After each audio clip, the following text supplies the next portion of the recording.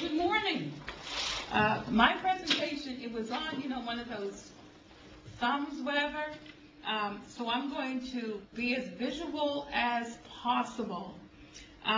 Just a comment before I begin my presentation. Andrea, I just want you to remember this.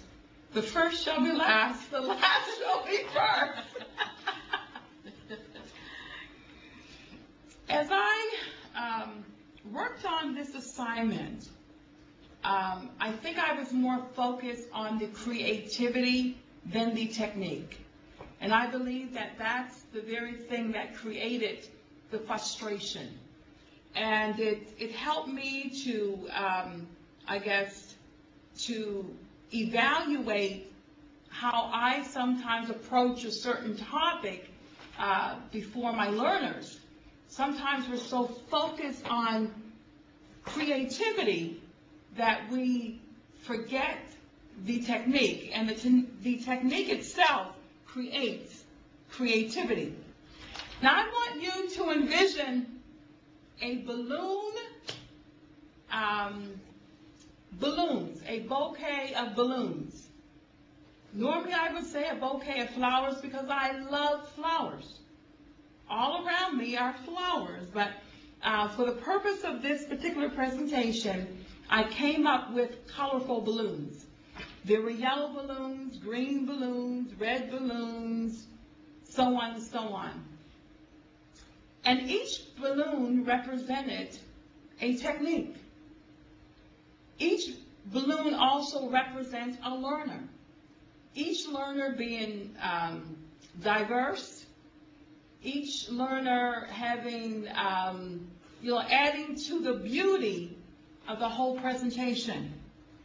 The foundation or the base or the holder or the container of the balloons was what I called marking with confidence. And I guess that's me. Now, of course, the balloons are much larger than the base. But the base is what gives strength. And in the visual presentation, I showed arrows or movement that one basically feeds on the other. I am thinking about a level 1 or a level 2 learner. And I have a young man that I'm thinking about as I present this to you, who relies heavily on visual cues or symbols. I have learned to appreciate the age-old saying, a picture is worth 1,000 words. And I've heard a lot of words. In this case, the learner has trained himself or herself to draw his or her own conclusions, which are often unrelated to the written text. As the learner is guided through the various techniques, and I will explain what these techniques are, I see that they are interconnected. Matter of fact, they are all interconnected. Needless to say, reading, writing, and spelling are also interconnected. You just can't have one without the other.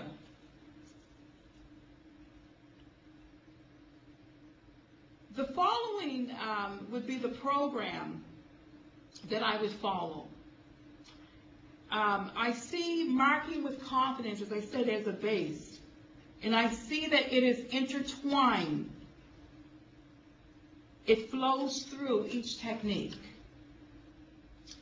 The goal of each technique is to move the learner, is to build the learner's confidence. And this happens when the learner's confidence is being built. I also believe that the marking with confidence, or the practitioner, is the one who holds it all together. More than just a base, it's glue. Directed reading thinking activity would be one of the balloons that I'm envisioning. Let's say this is the yellow balloon. And I would use this to guide the learner to read with purpose by encouraging them to interact with the written text, making predictions and assessing and reassessing them, going beyond the pictures. And this may take some time depending on the learner, because again, you're dealing with age-old habits. Then I would connect it to the herringbone technique.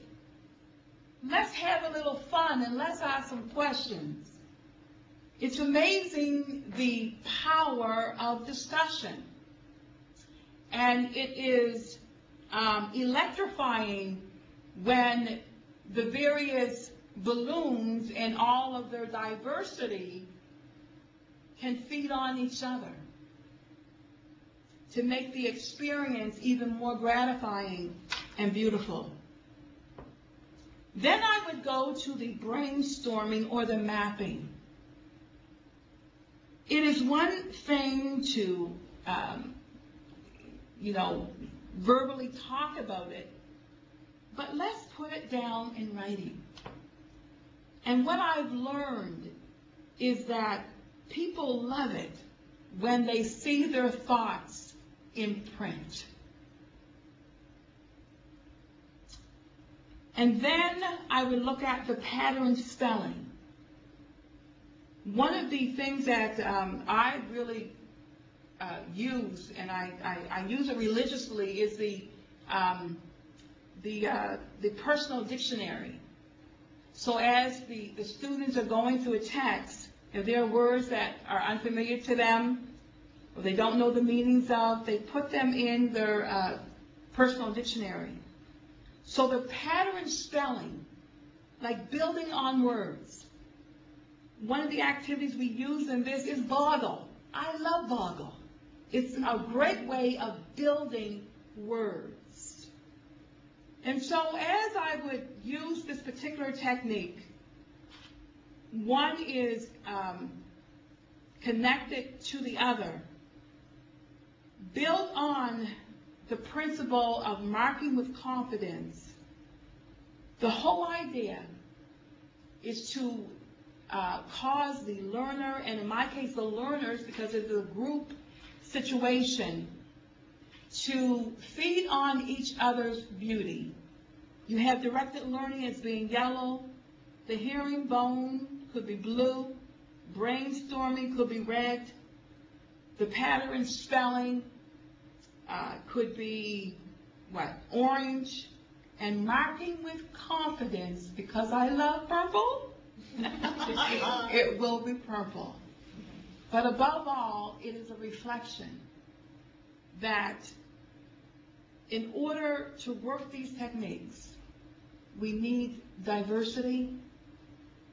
And these techniques are a great opportunity for students, for the learner, as well as the practitioner, to exemplify and to share our uniqueness.